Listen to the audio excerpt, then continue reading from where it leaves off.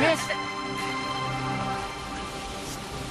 Sayang naman yung binayad mo sa krus. Parto mo dun lang.